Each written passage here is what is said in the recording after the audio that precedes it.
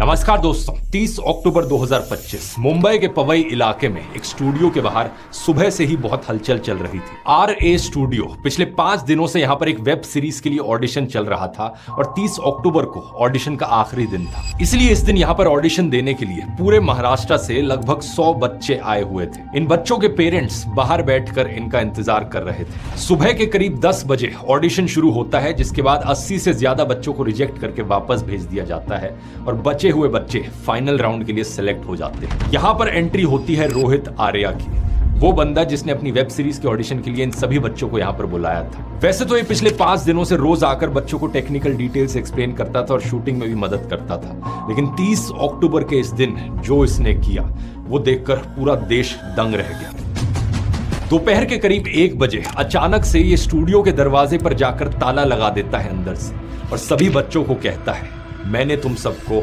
Hostage बना लिया है।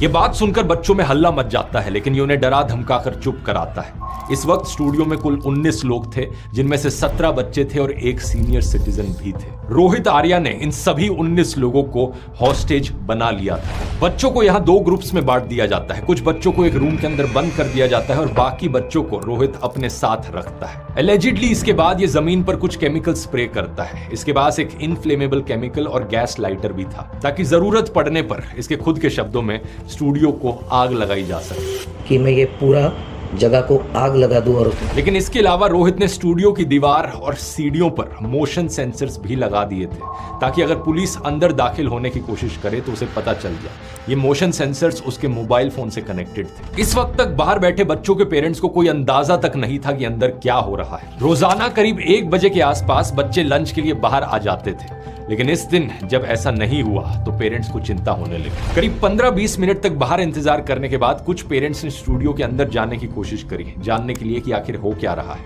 लेकिन वो अंदर घुस नहीं पाए। हालांकि इस बिल्डिंग पर कुछ जगहों पर कांच की दीवारें लगी थी, लेकिन फिर भी बाहर से देख पाना मुश्किल था कि अंदर क्या हो रहा है। ये कुछ देर बाद ही होता है कि बच्चों की अंदर से रोने की आवाज आती है। ग्लास वॉल्स पर अचानक से बच्चों के हाथ दिखाई देते हैं। बच्चे मदद के लिए चिल्ला रहे थे। दोपहर के 1:45 पेरेंट्स ऐसा होता देख पुलिस को कॉल लगा देते हैं।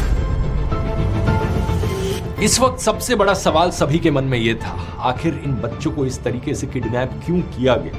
आखिर ये रोहित आर्या चाहता क्या है?